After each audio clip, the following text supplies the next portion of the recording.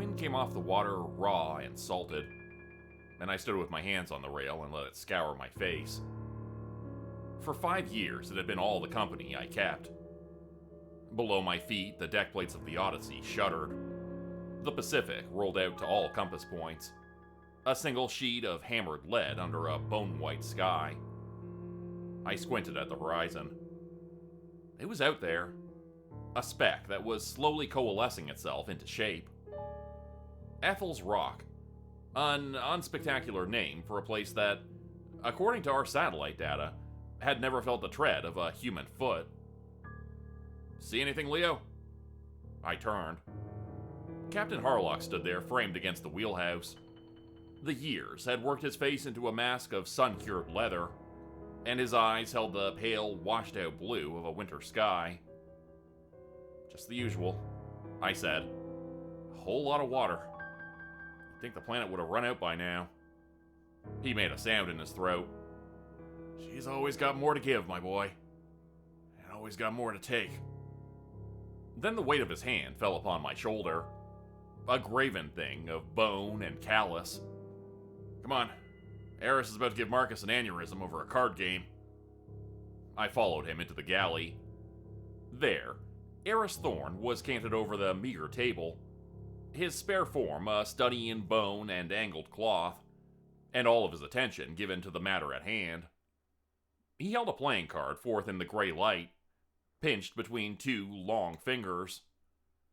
It is a statistical improbability, Marcus, that you would draw a third queen, Eris said, and his voice held no humor, but was the same flat and measured tone with which he would pronounce a man dead. The boy Marcus pushed a clod of nuts into his mouth, and chewed with a grin that took up his whole face.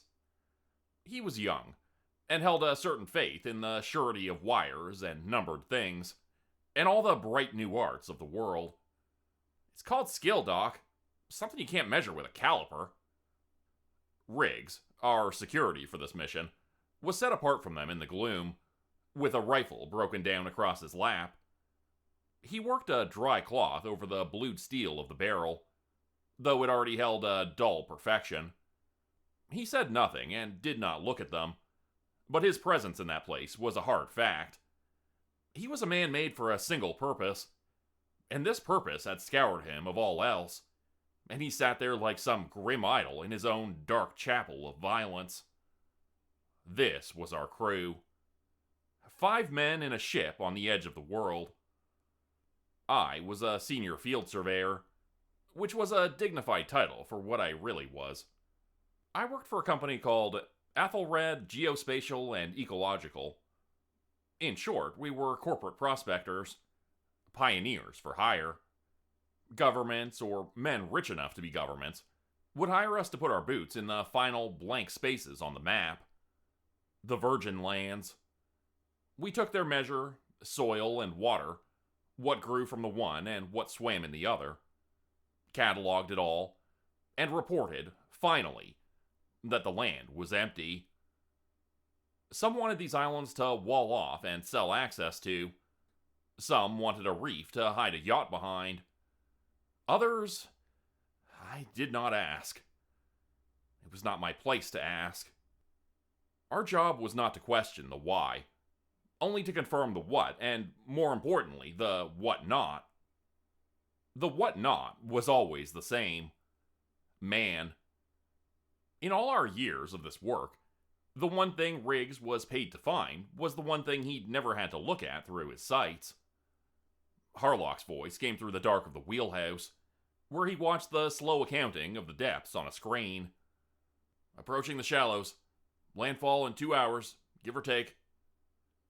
Eris slid the worn cards together and set them aside. The biomass readings were extraordinary, he said. A completely isolated ecosystem. Think of it, Leo.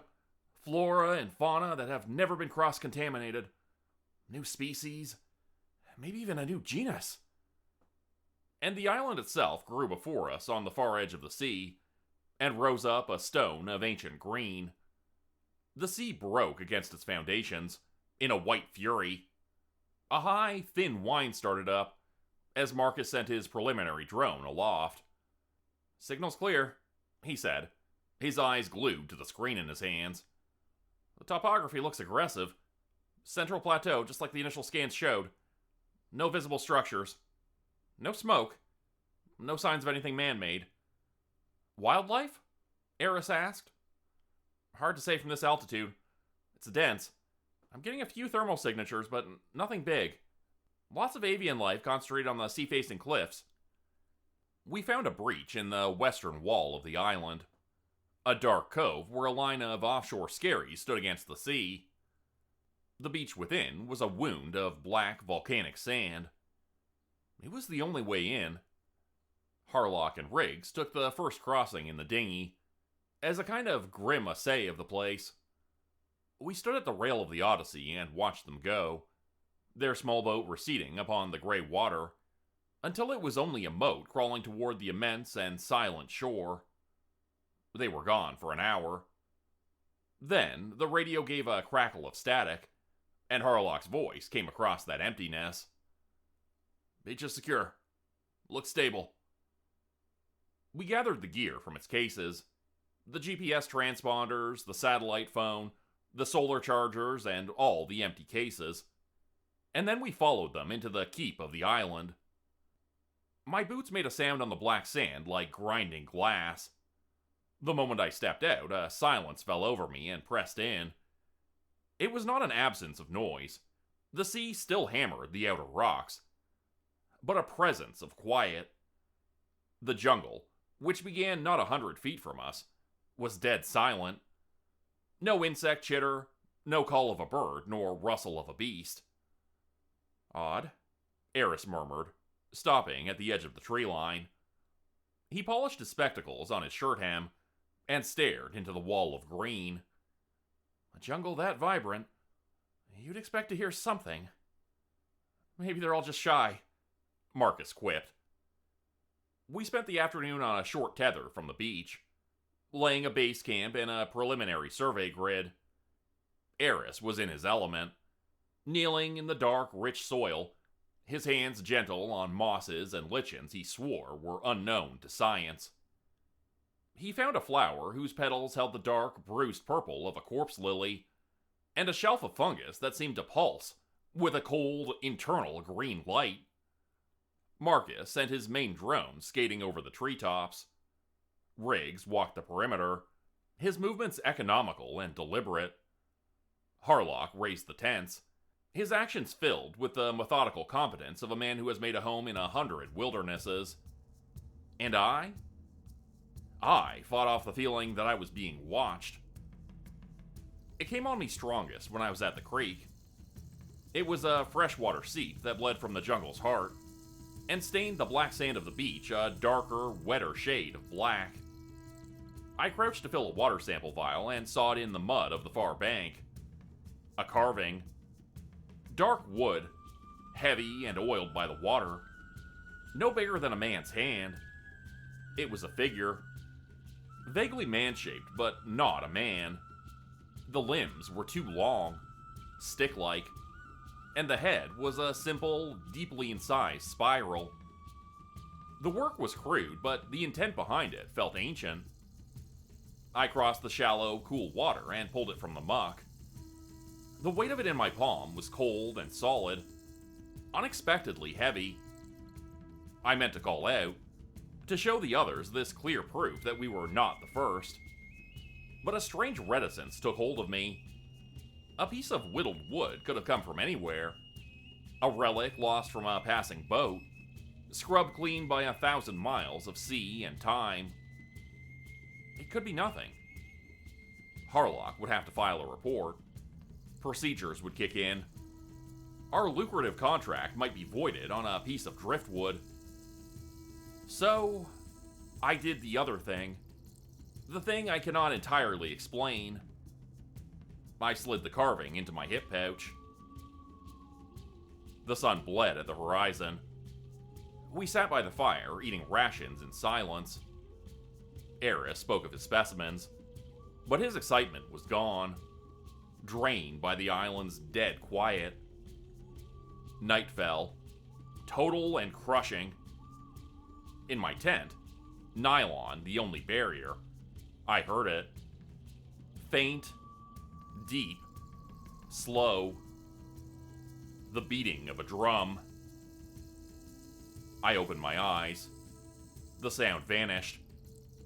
Only the sea and Eris's breathing beside me remained. I couldn't tell if I dreamed the sound or not. I unzipped the tent. Riggs sat on watch, rifle across his lap, a silhouette by the dead fire. I zipped the tent back and wished for warning. Dawn came grudgingly. Harlock stretched outside his tent. "Sleep well?" he asked. "Felt like a tomb," I said. "Did anyone hear anything last night? Like a drumbeat?" Harlock paused, eyes narrowing. "I thought I heard something. Around 0200. Figured it was the generator or waves. You heard it too?" Marcus crawled out, ashen. "I heard it. From the center of the island. Creeped me out." Eris followed, only nodding. He knew that beat wasn't natural. Riggs was unmoved. "I heard it," he said, flat. "Sat and listened for 2 hours. One drum. Slow. From inland. Then it stopped." One word stuck in my mind. Inhabited. "All right," Harlock said. His voice was all command now. "Plan stays the same, with one change. We stick together. All of us. No splitting up. We follow the creek bed inland towards the plateau. Get a sense of the topography. Map the water source. Leo, you map. Eris, you catalog. Marcus, get the drone up as soon as we're under the canopy. Riggs, you stay frosty. If this island ain't as empty as the brass thinks, I want to know about it yesterday." We left the relative safety of the beach, and the jungle took us. The trees were old and vast, their crowns a woven roof that sealed out the sky and plunged the world into a perpetual green gloom. The pale green fungus was everywhere, clinging to rocks and trunks. We hadn't gone a quarter mile when Eris put a finger to the bark of a tree that had no name in his books. "Look at this," he said, his voice a whisper. He traced the lines of deep gashes cut into the wood. "Scrape marks. A spiral. See it? Almost identical to the patterns of some Neolithic standing stones in Orkney. But these look fresh." It was the same spiral as the idol I carried in my pouch. A cold sickness began to turn in my gut. We went on, deeper into that green twilight. Marcus fought for a signal, tilting his controller at the oppressive roof of the world, walking in circles. He moved toward a small break. "Got it. There's a gap. Sending her up." The machine's whine rose, and was quickly swallowed by the immensity of the forest. On the small screen, we saw the gray-green, monstrous hide of the island. "I've got..." "Wait," Marcus said, leaning into the screen. "There's a dead zone, straight in the middle, like a perfect circle of static. My drone sensors are getting fried. Magnetic interference, maybe? No, it's not..." His words were cut off. The image on the screen died, replaced by a blast of white noise. "Shit! Lost the signal. It just went dead." His thumbs flew over the controls. "The drone isn't responding to return home protocol. She's gone." The drone, our eye in the sky, was gone, lost to the island's blind heart. An hour passed. The creek bed devolved into a trough of sucking mud. Riggs walked point, his M4 held at a low ready. Suddenly, he stopped. He raised a hand in a silent, clenched fist. We all halted behind him. He beckoned us forward without looking back. and we saw what he saw. It was a pit dug into the black earth of the jungle floor, 10 feet across, hidden beneath a frail, artful weaving of leaves and branches. The bottom was a bed of sharpened stakes, their points hardened in some fire, angled to receive a falling body. It was a trap made for something large, something heavy. But it wasn't the trap itself that froze the blood. In the center of the pit, a length of rusted chain was staked to the earth. From the chain, there dangled a human skull. It was weathered, its empty sockets choked with green moss. "Back to the beach. Now," Harlock said. His voice was quiet, deadly. "Pack it all. We're leaving. Ethelred gets the report from the boat. We tell them the island's inhabited and lethal." No one argued. The return journey was a nightmare. The silence of the jungle was no longer passive. It was observant. Riggs walked much of the way backward, his rifle tracing arcs through the gloom. We broke from the tree line onto the black sand, gasping in the gray, open air. And then we saw our camp. Our 3 orange tents still stood in a neat triangle, but there was now a 4th structure among them. It was a teepee of lashed branches and cured hides. Animal hides, I thought at first, until my eye caught the faded blue ink of a crude ship's anchor tattoo upon a piece of skin stretched tautly between 2 poles. Before this grotesque construction, a crude altar had been made. Upon it, our satellite phone and our emergency beacon were piled like offerings, smashed to a glittering ruin of plastic and wire. And standing sentry over this desecration was a totem, 6 feet tall and carved from the same dark, heavy wood as the idol in my pouch. In the spiral, where its face should have been, were set 2 discs of polished mother of pearl. They caught the flat, gray light and glittered like intelligent, malicious eyes. Someone had been to our camp. They had walked among our things. They had judged our tools, our links to the world we knew, and found them wanting. Then, they had built their own temple, on the ashes of our technology. The rifle in Riggs' hand swung towards the black wall of jungle, as if some shape could be discerned there. But there was only the trees and the dark between the trees. Harlock stood with his seaman's certainty scoured from him. What was left was only the face of an old, frightened man. "Get that thing down," he said, his voice thin and hollow against the ceaseless crash of the waves, gesturing to the tattooed hide. No one moved. We just looked at the sheet of flayed skin, the faded blue anchor, a horrifying testament to the man it had been stripped from. The wind stirred it, and it seemed a thing of ghastly life. "Marcus," Harlock said, the command back in his voice. A splinter of it, anyway. "Get a fire going. A big one. Harris, get the medical kit. Make sure we have everything ready to go. Leo, help Riggs fortify this position. Use the supply cases. Whatever we have. They funneled themselves through our camp once.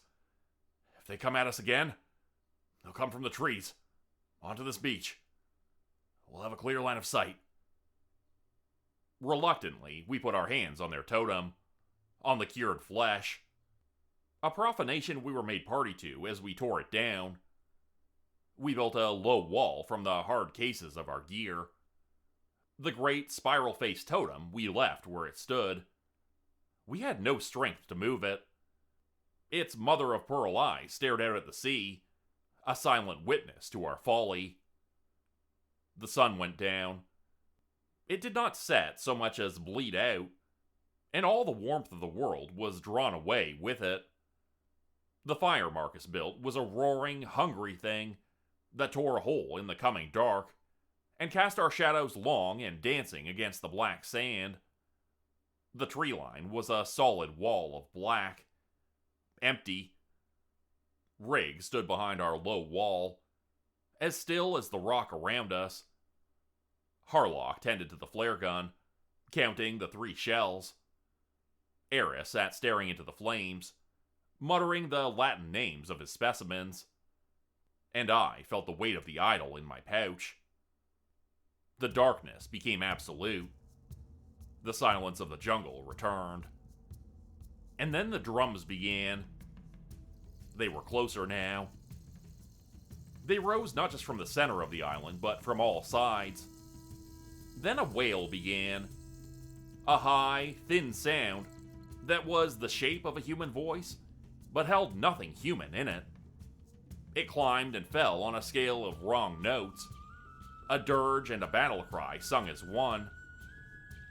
"Oh my god," Marcus whimpered. "What the hell is that?" "That isn't a human voice," Eris said, his voice shaking. The scientist in him vanished. "The pitch? The resonance? It isn't being made by human lungs. The physiology is wrong. It's impossible." "The drumming," I hissed. "It's what I heard before. But this is new." "Sounds like they're gutting something," Harlock muttered grimly. "Like they're hurting it. Slow. Misdirection," Riggs said, his own voice low and shockingly calm. "All this noise is to fix our attention on the jungle. To make us look in one place." "Misdirection?" Marcus shrieked. "Who gives a fuck about our attention? Do you seriously think what we're hearing right now is anything remotely human?" Riggs didn't turn. His head gave a single, almost imperceptible shake. "No," he said, his voice flat. "I don't think so. But it wants us to think the threat is coming from the trees." And then, as if on command, the wails and drums stopped. Abruptly, we waited.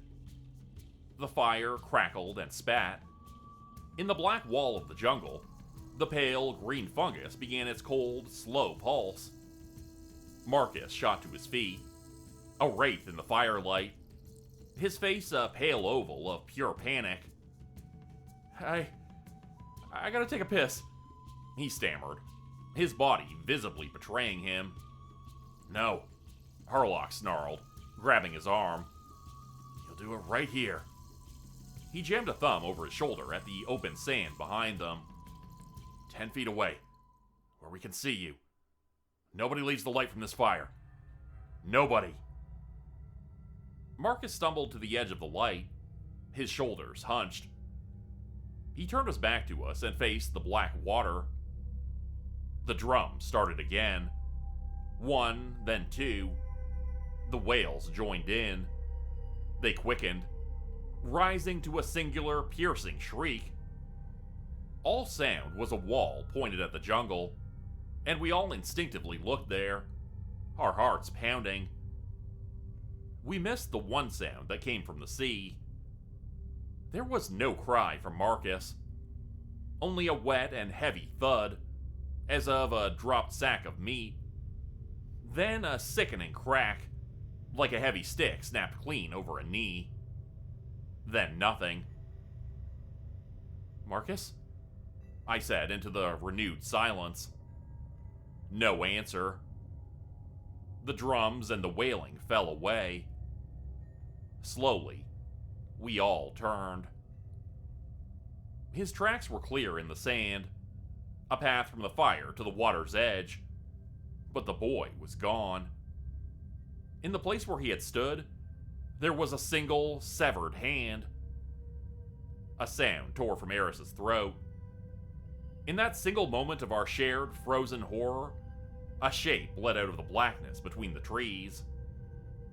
It was tall and thin as a starved dog, hung with wet, dripping netting. Its movements were not the fluid motions of a man, but a series of disjointed, bird-like jerks. Riggs swung the rifle toward it. but he had already lost. Two more shapes rose silently from the rocks at the far end of the beach. One of them swung its arm, and a weighted net spun through the firelit air. It coiled around Riggs' neck and chest, and his head snapped back with a sound of a whip crack. The rifle fell from his hands onto the sand. He clawed at his throat as the rope drew taut. They dragged him backward over the beach, his heels gouging two dark furrows in the sand, until the darkness took him. For a moment, we saw them clearly. The gleams of wet skin, the long, wrong shape of their limbs, the faces that were not faces, but masks of woven wood and shell. I scrabbled for the fallen rifle in the sand. Harlock raised the flare gun, a last desperate defiance. But the night had already swallowed them. The sound of Riggs choking was gone. And in its place, the slow, methodical beat of a single drum began again. We had been 5 men on this beach. Now we were 3. The fire roared on, oblivious. Out on the wet sand, the tide was coming in, licking at the edges of Marcus's hand. Riggs' rifle was a dark shape half sunk in the grit. Eris folded in on himself and was sick, the contents of his stomach steaming on the black sand. Harlock stood like a man who had been struck by lightning and lived. All the life burnt out of him, save for some stubborn core that would not let him fall. Then he blinked, and the captain was there again in the hollows of his eyes. "The boat," he said, his voice a dry rasp of sand and shell. "The dinghy. It's our only chance. To hell with the mission. To hell with the gear. We take the dinghy, and we get to the Odyssey." The ship. Our world. A half-mile of open water away. "Eris, Leo, grab the go-bags." Harlock's command cut through the fog of terror. "Essentials only. Water, medkit, and the flare gun. Nothing else. We go now." We moved in a broken, stumbling line towards the dark slash in the rock where the boat was hidden.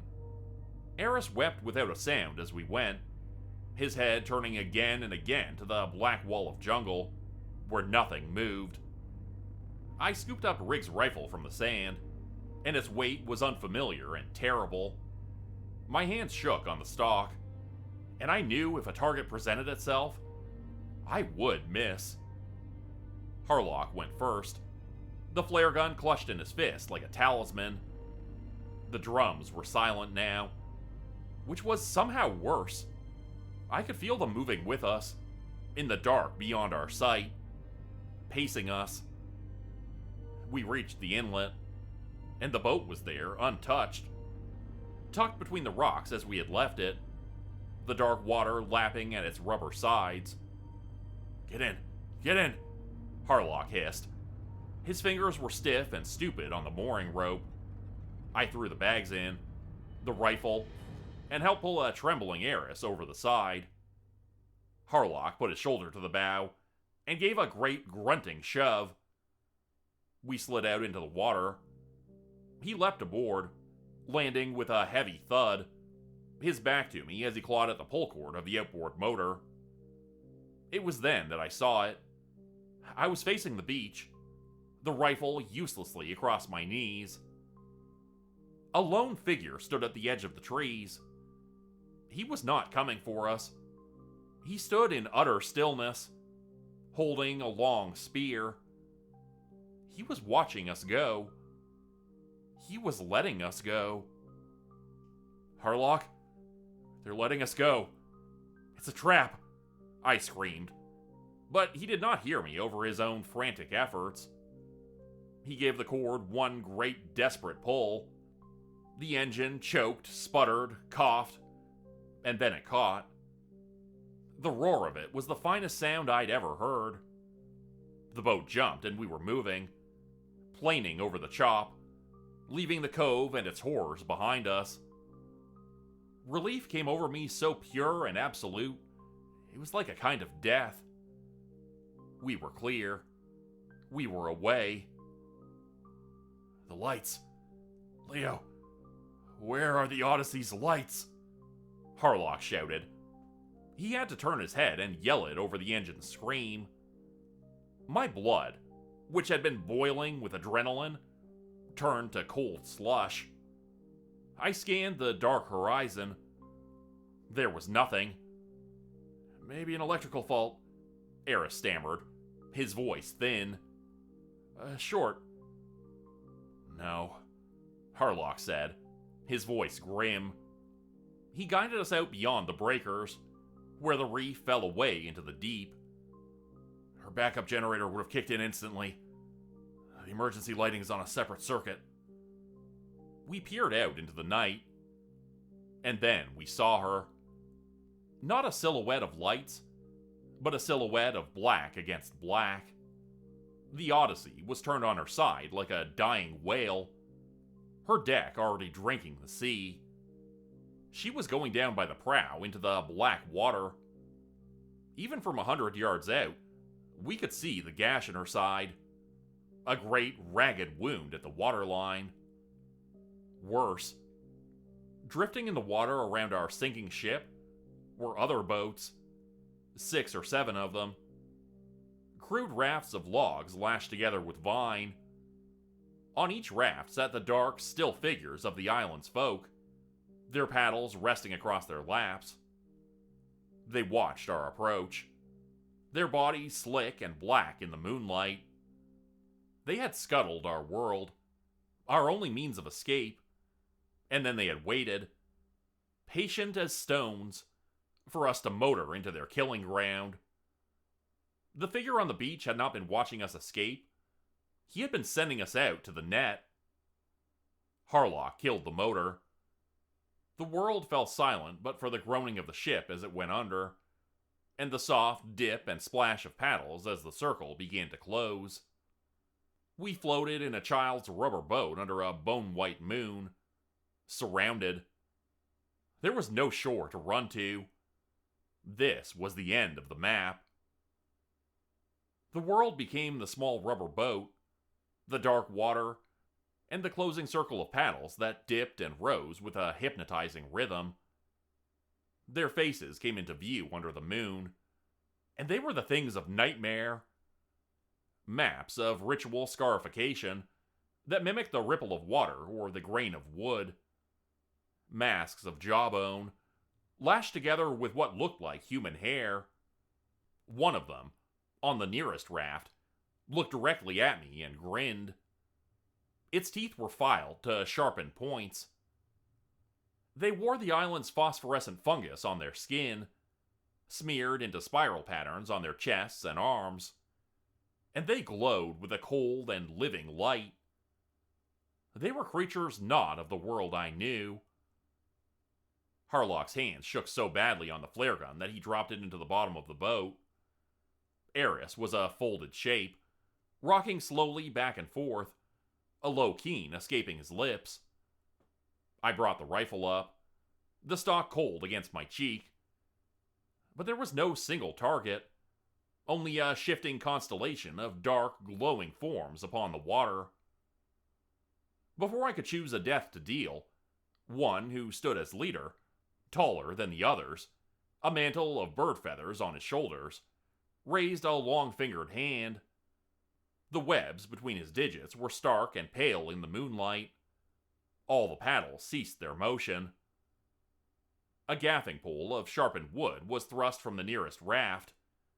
Its point sank into the pliable skin of our dinghy, with a soft sigh of escaping air. They began to draw us toward them. We saw the trophies then, hung about their bodies as adornments. Necklaces of finger bones, belts of braided human hair. One wore shin guards carved from human tibias. Another, a pauldron of flayed skin upon his shoulder. On that skin, I could see the dim, faded blue and red lines of a roaring dragon tattoo. Riggs tattoo. A heavy net, woven from some coarse and heavy vine, was cast over us. Hands took hold of me and pulled me from the boat. They were not angry hands. There was a practiced, cold economy of motion to them, the work of men who knew their craft. A stone club rose and fell, and Harlock went limp. Ropes of tough fiber bit into my wrists and ankles. Eris did not resist at all. And all this was done in a chilling quiet, broken only by the lapping of the water against the rafts. Then they turned their craft, not toward the beach we had fled, but to a dark wound in the cliffs, where a river bled out into the sea. They navigated the rafts into that river mouth, and we entered the belly of the island. The air grew thick and wet, and held the smell of rot and damp earth. In alcoves carved from the stone, we saw their world. We passed one where a hunched figure was patiently working a human femur on a grinding stone. We passed another that served as their larder. From bone hooks in the ceiling hung the flayed shapes of men in parts, and among them, I saw the remains of a bright red jacket, and I knew that Marcus was here. Further on, old women with faces like dried gourds stretched sheets of skin on wooden frames to cure them in the damp air. The river opened into a cavern, so vast its roof was lost to darkness. In the center of this great vault stood a tree. It was a banyan, ancient and monstrous, its roots clawing at the cavern floor, while its upper branches scraped the unseen ceiling. Platforms and huts of bones and woven hide were built upon its limbs, connected by swinging bridges of rope. And from its trunk and from every branch, like grotesque fruit, there hung a skull. Hundreds of them. Thousands. We were dragged from the rafts and prodded up a wide ramp that spiraled around the great trunk. 70 feet up, we came to a central platform where the tribe was gathered. They swayed to a silent rhythm before a shaman figure, who chanted in a language of clicks and guttural stops. Eris and Harlock, awake now and naked and pale with a terror beyond screaming, were bound spread-eagled to two large, X-shaped frames of wood. Our survey equipment, our cameras and cases, was laid at the foot of the frames like an offering to whatever god they worshipped. The shaman held aloft the small carving I had found by the creek, the spiral-headed man, and a great sighing moan passed through the gathered crowd. He approached Eris first, a knife in his hand. He made shallow cuts upon Eris's chest, painting his own fingers with the blood to mark Eris's cheeks with symbols. Eris only wept, his eyes looking past all of us into the final distance. Then the shaman knelt, and with two quick slashes, severed the tendons behind his knees. The scream that came from Eris then was a pure and terrible thing that echoed from the stone walls. They took the skin from him in long, careful ribbons, while the life still shuddered within him. And when he was only a red ruin of a man, the shaman put a spear through his heart. A great, ecstatic cheer rose from the tribe. They turned to Harlock next. They took a brand from a smoking brazier, a flat stone carved with their spiral sign, and pressed it to his lips to seal them shut. They burned out his eyes. They used heavy stones to break his hands and feet. And my last sight of the captain was of a blind and ruined thing, weeping blood and smoke. Then they raised his frame up, and a dozen spears flew from the crowd to thud into his body. He was dead before the 10th spear found him. They cheered his passing more loudly still. I was next. It was my turn. They came for me and cut the bonds on my feet. I felt their cold, strong hands on my arms, dragging me toward the last empty frame. My mind was a white sheet of noise. A scream began to build in my throat, a denial of the fact that my skull would be soon just another fruit on that terrible and godless tree. They hauled me toward the vacant frame. I was kicking and sobbing, and then I was not. The hot wires of the brain God gives you for fear were burnt away in that moment, and what was left was pure animal rage. They thought I would be another lamb for their altar, but they had not reckoned what an animal will do when it's cornered. I would not die. Not like this. Two of them had me by the arms. My eyes cast about the cleared ground for a stone or a shard of wood, but there was nothing. Nothing but the hard-packed earth and the bone-strewn frames, and the red work they meant to do. One of them turned to get new cords, and his grip on my arm slacked for a single beat of a heart. It was enough. I let my weight go limp. I fell into the creature's guard, and my teeth found his forearm. I closed upon the gristle there, with a taste of old earth and corruption. He screamed, a high, sharp sound that broke the ordained rhythm of the slaughter. A silence of surprise fell over the tribe. My teeth were buried to the bone in him, and I tore my head away, taking a knot of his flesh with me. I used the violent motion to drive the back of my skull into the face of the second one holding me. I felt the wet snap of bone beneath skin, and he reeled back, clutching at his ruined nose. They both fell away from me, and the world opened up. For a moment, I was a free man, under that dark stone ceiling. A raw cathedral of rage echoed around me. The way down the ramp was choked with their forms, but to the side, a single thick vine, a rope bridge, snaked its way from the main platform toward a lesser hut lodged in the great trunk of the tree. There was no choice in it. To stay was to die. To fall was to die. It was the only way that was not death. One of the tribesmen, recovering from his shock, came at me with a knife. He drove it down, and it scribed a line of fire along my ribs. But I caught his arm and turned his own momentum against him.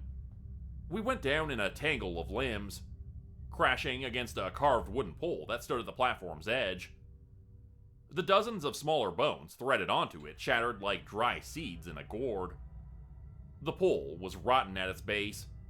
It swayed on its foundation, and then it went over with the sound of old wood giving up its ghost. It fell not onto the platform, but out into the void, and its falling weight took the far anchor of that rope bridge with it in a final parting. The rope whipped violently through the air, striking the knot of men coming for me, and sweeping 3 of them from their feet. I didn't hesitate. I ran and leaped over the edge. For a terrifying space, I fell, and then my feet hit the swinging rope bridge with a jarring shock. I fought for my balance upon that bucking cord, grabbing for a hold on its rough weave. I looked down into the murk of the cavern floor, and I saw it.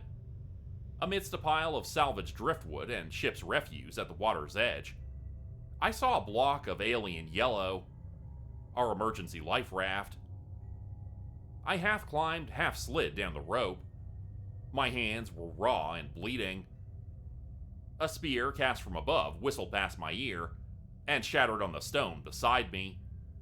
I hit the floor and my knees buckled. My side was a sheet of warm blood and slick mud. I looked up and saw their dark shapes already swarming down the great tree, moving down the trunk and its network of ropes with a speed that was not human. I had seconds. I lunged for the bright yellow pack and ran for the black mouth of the river. The river took me, in a cold so absolute it seemed to be the very marrow of the stone itself. I kicked out into the black water with the pack clutched to my chest, paddling through a tunnel lit only by the swimming ghosts of strange, phosphorescent fish. Then I was through the cave and into the night. The sea. Above me, the clouds had broken, and the moon was a splinter of bone in the sky. But they were coming. Their crude rafts were already in the water behind me, the sound of their paddles a frantic drumming that drew ever closer. I tore at the ripcord of the raft with numb, useless fingers. Twice it slipped my grasp. The lead raft came on fast, and I saw the scarred man in the prow raise a harpoon against the moonlight. With a final, sobbing effort, I pulled the cord. A hiss of compressed air, and the bladder bloomed a sudden yellow wound upon the dark water.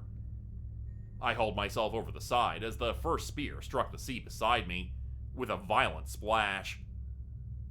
With my bare hands, I began to paddle, a lone soul afloat between the black water and the black and star-dusted firmament, putting the shore of blood behind me, and setting out into the great and awful benediction of the sea.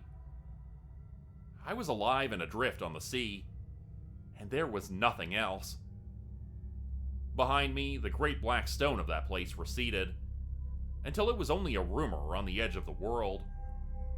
The shrieks of the painted men faded, and then they were gone. There was only the sloshing of the water against the yielding walls of this yellow coffin. I curled myself into the smallest shape I could upon the floor of the raft. My body trembled with a violence I couldn't control. The faces of the tribe were burnt into the back of my eyelids. The sound of Eris screaming. The wet thudding of the spears into the meat of Harlock's chest. My friends were made into holy relics and into meat, and I wept for them and for myself. The sun came up out of the sea with a terrible beauty. The water was calm. Ethel's rock was gone from the horizon. I took a reckoning of what was left. This raft, this deep red rent in my side, which I packed with a scrap of cloth from my torn shirt. No food, no water. The days and the nights blended into one long, hallucinatory state. The sun burned a merciless path across the sky, and then it was dark. Thirst was the first and oldest god, a patient demon that had come to live in my throat. I would conjure from the sun-scorched theater of my mind the image of a glass of cold water, of water running from a tap, only to have the mirage evaporate into burning salt. Hunger came later, a dull and distant cousin to the thirst. In the crushing solitude between the abyss below and the brass bowl of the sky, my mind began to come apart. I spoke to the dead as if they sat with me. "You should have seen the tide charts I drew up, Harlock," I would say to the empty boat. "Perfectly calculated." I consulted with the shade of Eris on the tribe's anthropology. "Extreme isolation, leading to ritualistic aggression," I would say to him. But his ghost only stared out upon the water, his eyes full of a sorrow I could not fathom. The specter of Rig stood silent watch on the prow of my raft, and beneath me, sometimes, I could hear the chattering of Marcus's teeth. Sometimes I saw them on the horizon, the dark shapes of their rafts, paddling in the heat shimmer, patient, implacable. Or perhaps they were only waves. The sharks came too, their gray fins parting the water near the boat.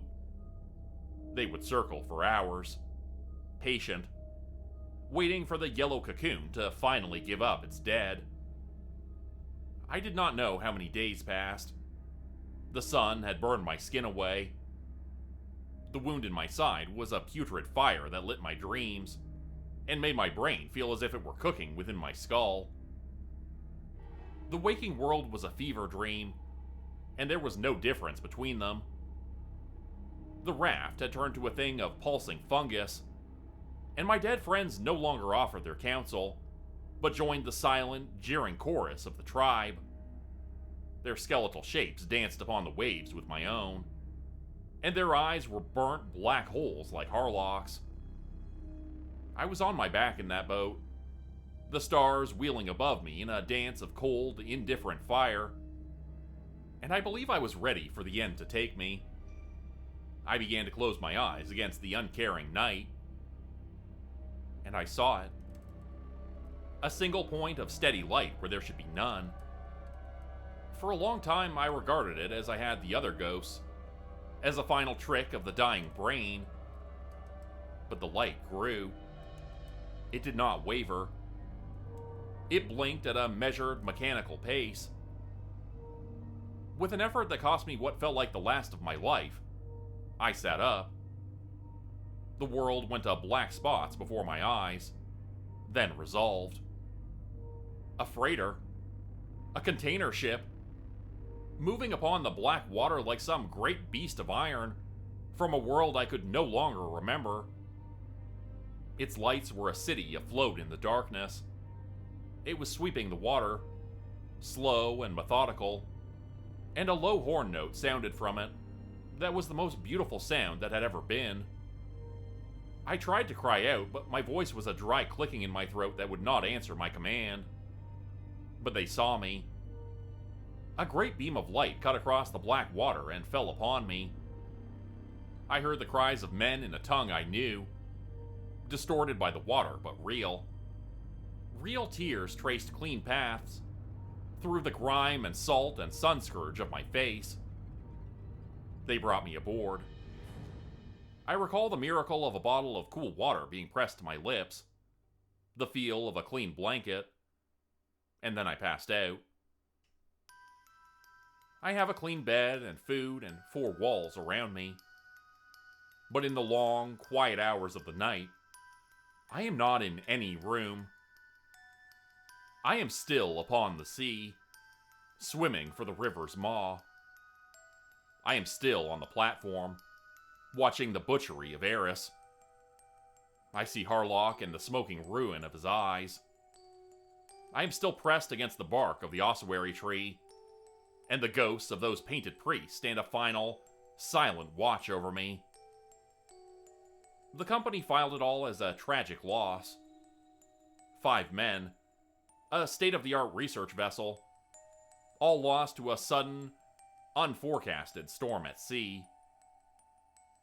It was a neater story. They gave me money for my trouble, a generous sum paid into an offshore account, and papers to sign that would seal my tongue forever. It was an easier thing for them than to confess that they had charted a corner of hell, and that I was its only soul returned. I carry the island in me now. It is a part of my salt and my blood. I am adrift always on that yellow raft, in the great silent ocean of what I have seen. And in the darkest part of the night, when all the world is asleep and I am terribly awake, I can sometimes hear it, faint and far away, the lonely beat of a drum. Become a channel member today for early access, bonus videos, and special emojis only available to members. Check out the description below or click the join button for more info. If you'd like another way to help support the channel, please consider joining my Patreon page at patreon.com/JordanGroupeHorror. As a patron, you'll get access to bonus videos and content. You'll be credited at the end of every video going forward, and if you decide to stay for 3 months, I'll name a character after you which will be featured in a Hollow's End story. Links to join the Patreon are in the description. Thanks everyone for listening. Please like, subscribe, and comment to help the channel continue to grow. And see you again next time at 4 p.m. Eastern Standard Time. Hope you have a great night.